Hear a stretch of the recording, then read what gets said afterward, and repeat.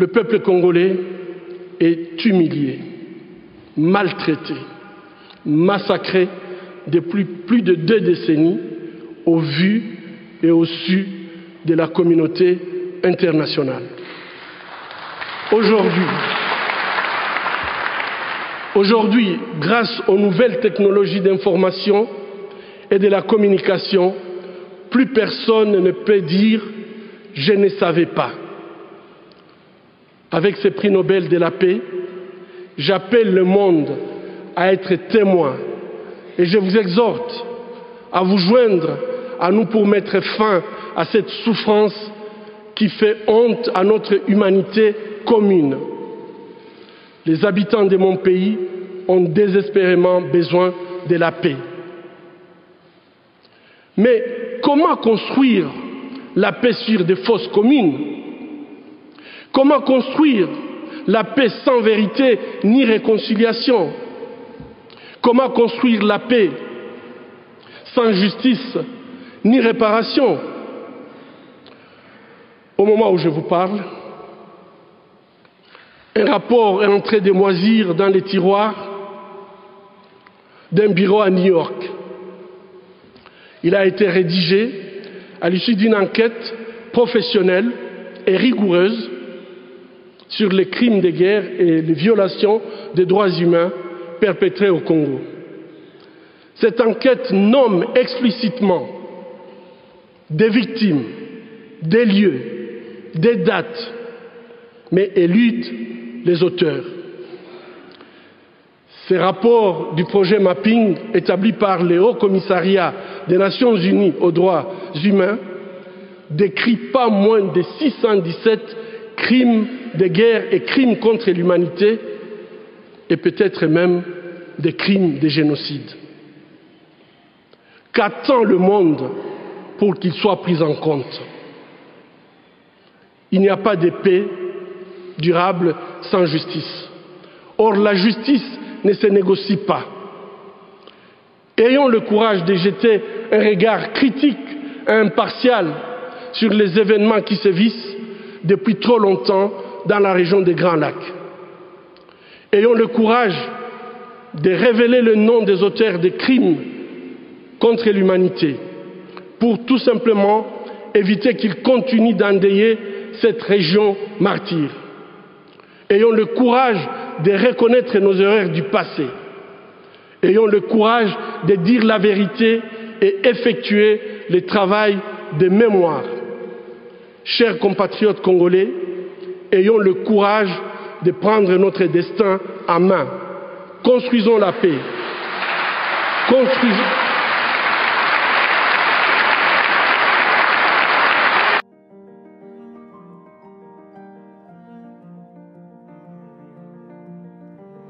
Toujours sur mute, donc assurez-vous de l'avoir reconnecté. Vous pouvez m'entendre? Oui, maintenant on vous entend bien. Merci beaucoup. Bonjour à tout le monde. Est-ce que mon écran il est partagé? Vous pouvez le voir depuis vos ordinateurs, s'il vous plaît? Oui, on le voit bien. Présentez-vous seulement. Merci. Alors, j'ai prévu quelques slides sur lesquels je vais faire de tout petits commentaires, mais ils peuvent parler déjà d'eux-mêmes. Et quand on m'a demandé de venir parler aujourd'hui ici à Génocost, je me suis dit, je vais parler de Béni. Béni, c'est aussi une partie de la République démocratique du Congo. Et que très souvent, on a tendance à oublier. Pourtant, des gens y meurent tous les jours, peut-être même à ces instants. On est en train de nous réunir ici. Il y a peut-être quelqu'un qui est en train d'y perdre la vie aujourd'hui, et maintenant là. C'est pour ça que j'ai choisi de parler de Béni, parce que des villages ont disparu à Béni, des familles sont séparées pour de bon, les enfants sont abandonnés à eux-mêmes, et ça ne fait pas de bruit, pas autant que ça devrait le faire en effet. Cette histoire existe depuis maintenant 8 ans, depuis 2012, mais ça semble ne pas intéresser tout le monde. Alors je me suis dit, oui, c'est très important d'en parler. Peut-être bien que je pourrais porter cette voix un peu plus haute peut-être je pourrais inspirer quelqu'un à faire autant. Parce que les citoyens de Béni ont droit eux aussi à la paix, à la sécurité de la part du gouvernement, bien entendu. Malheureusement, ça n'intéresse surtout pas le gouvernement. Ça, c'est le tout dernier chiffre que j'ai pris quand j'étais en train de préparer cet exposé. Est-ce que vous pouvez imaginer que 260 personnes ont été tuées simplement entre novembre et décembre 2019? Une moyenne de 4 personnes par jour. Et comment est-ce qu'ils sont tués? Sauvagement abattus à la machette, brûlés. Si quelqu'un peut s'imaginer ce genre de scènes, parfois en pleine journée, des citoyens qui vont dans leurs champs pour se débrouiller, qui sont déjà abandonnés à eux-mêmes, à leur triste sort. En plus de cela, ils sont tués, machetés, égorgés comme des animaux tout le jour. Une fois de plus, sous le silence du gouvernement et de tous les décideurs du monde. En 2012, 3 prêtres ont été enlevés. Jean-Pierre Ndoulani, Kakule Anselme et Edmond Kassou. Ils ne sont jamais revenus depuis 2012. Ils ne sont jamais revenus et personne n'a jamais vu leur corps. Est-ce qu'ils sont morts? Est-ce qu'ils sont en vie?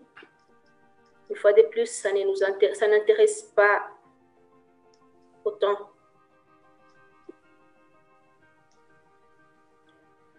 Je suis venue nous exhorter, je suis venue parler à au moins une personne. Je suis venue parler à nos dirigeants, nos décideurs, à mes compatriotes. Je suis venue demander à tout le monde, y compris à moi-même, de fixer un regard bien particulier à cette situation de Béni. Tout le monde, à son niveau, il est capable de poser une action, des actions de communication, dénoncer, exiger. C'est cela qui manque, je crois, jusque-là, parce que on l'a bien remarqué, quand une personne est morte en France, les Français font un max de bruit pour que cette personne fasse le tour du monde et que ce genre d'événements ne se répètent plus jamais. Des milliers de personnes meurent chez nous. Des milliers de personnes meurent chaque jour. La dame que vous allez voir affichée sur vos écrans s'appelle Charline Katsuva. Elle a 68 ans. Cette dame, c'est une citoyenne de Béni. Je crois qu'elle est elle aussi désespérée comme nous tous Congolais aujourd'hui par ce qui se passe à Béni. Mais elle a choisi de passer à l'action et aujourd'hui, elle encadre un minimum de 100 orphelins de toutes ces barbaries au niveau de Béni avec ses maigres revenus. Et parfois, elle fait de maigres mobilisations de fonds qui n'aboutissent pas. Mais elle le fait quand même. Je l'ai pris, je l'ai cité ici, beaucoup plus pour l'encourager, mais aussi pour emmener sa voix un peu plus haute. Beaucoup plus pour nous encourager à poser une action, encourager un dirigeant congolais, un citoyen congolais à faire quelque chose en faveur de ce qui se passe à Béni. Je crois que si on s'y intéressait un peu plus que ça, même ceux-là qui sont en train de nous tuer vont comprendre que nous allons finir par les avoir à l'œil. Puisque notre gouvernement, finalement, il commence à être... Non, enfin, il est irresponsable depuis toujours.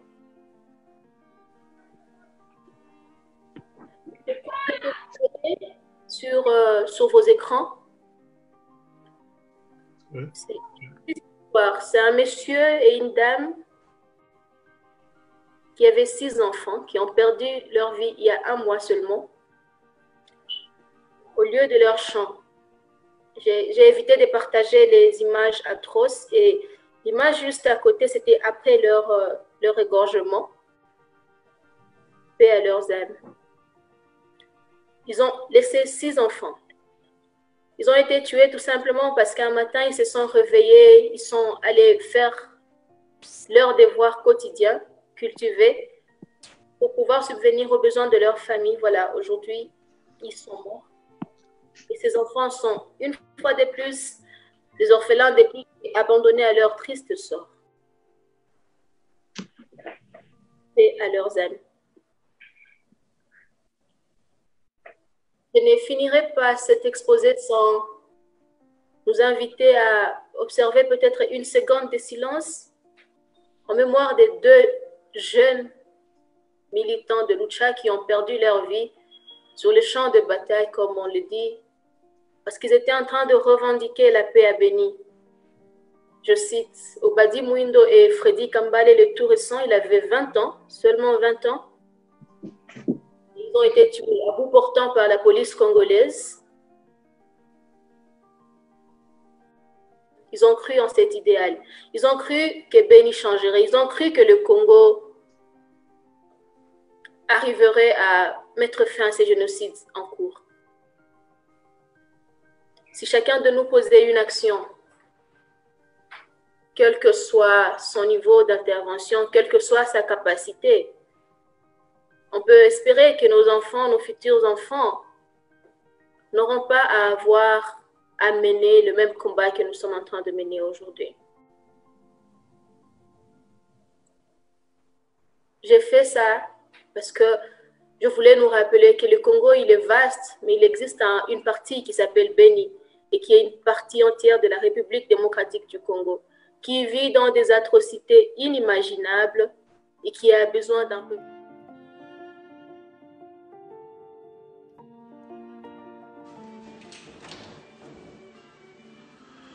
Bonjour à tous, bonjour frères et amis qui ont l'habitude de me suivre, bonjour ceux qui sont connectés. Génocos veut dire tout simplement le génocide au Congo. Le 2 août, c'est une journée qui doit rester importante pour chaque Congolais, pour chaque personne partout dans le monde. Tous ceux qui sont Congolais, même au pays, nous devons avoir une pensée sur ce qui se passe en République démocratique du Congo. Génocos, c'est le jour ou la date où tout Congolais doit avoir une pensée à tout ce qui se passe comme guerre en République démocratique du Congo et le génocide dans lequel le monde est encore en silence. Silence de plusieurs millions de morts qui jusqu'à présent, jusqu'en ce jour, à l'est de la République démocratique du Congo, il y a toujours des morts, il y a toujours la guerre. Et le Génocoste, c'est la journée où chaque Congolais doit faire un stop. Opposition ou même ceux qui sont du gouvernement. Tout Congolais qui se sent Congolais, qui a le sang congolais, doit avoir un temps de prière, un temps de recueillement, une pensée pour toutes les personnes qui, aujourd'hui, en cet instant même, plus de 10 ans depuis l'entrée de l'AFDL, 96-97, la guerre de l'Est a laissé des cicatrices qui sont indélébiles. Aujourd'hui, tout le monde connaît l'histoire du docteur Mukwege, l'hôpital Panzi. Combien des actions sont faites pour toutes les atrocités qui se passent dans mon pays, le Congo. Aujourd'hui, qu'une culture ne peut pas passer à côté sans avoir une pensée aussi à ce qui se passe dans notre pays. Plus de 10 ans après, nous avons des concerts, nous avons des campagnes d'évangélisation, nous avons des discours politiques. Mais ça n'a rien changé sur les millions et les millions et les millions de morts qui continuent jusqu'à aujourd'hui.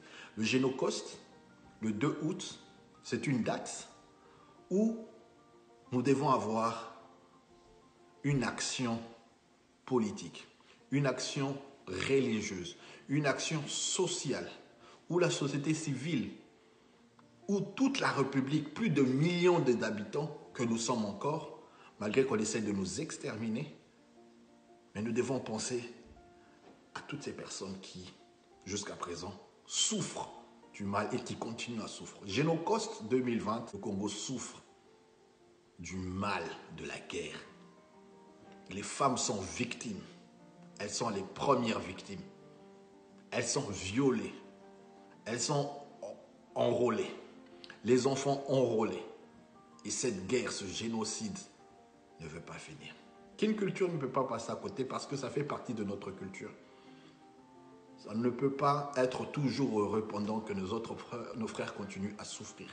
Et je crois que ça doit être une mobilisation générale de la diaspora, de ceux qui sont au pays, pour qu'il y ait encore plus de visibilité, pour qu'il y ait encore plus de bruit, pour qu'il y ait plus de condamnation et surtout pour qu'il y ait beaucoup de repentance pour ceux qui, jusqu'à présent, continuent à faire souffrir notre peuple.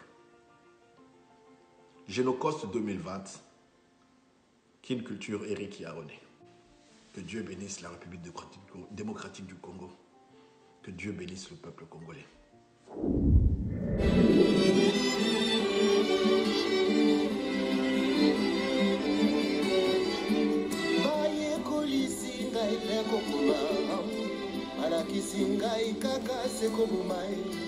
Bomwanu ya masalo na tolite akabulingana baninga susite o soku baibinga bomwana e malgré ça batikite kozwana vivre encore bitumba tukimike salela bisolo kola bouclier humain oyo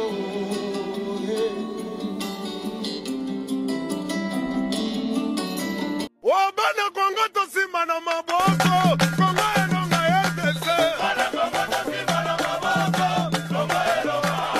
Kongo lenye someka na me Kongo elonga RDC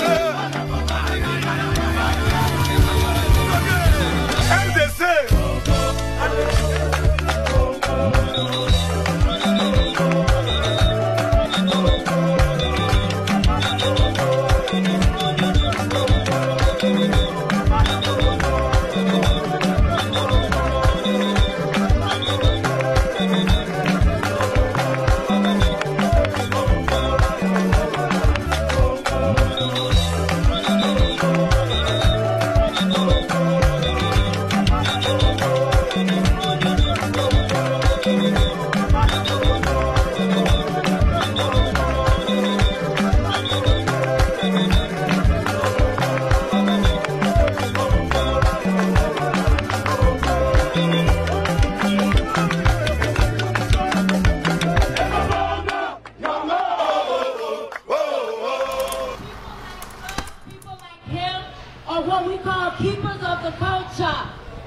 In fact, this part of the culture, the drumming and the dancing, is a very intense and powerful part of African culture.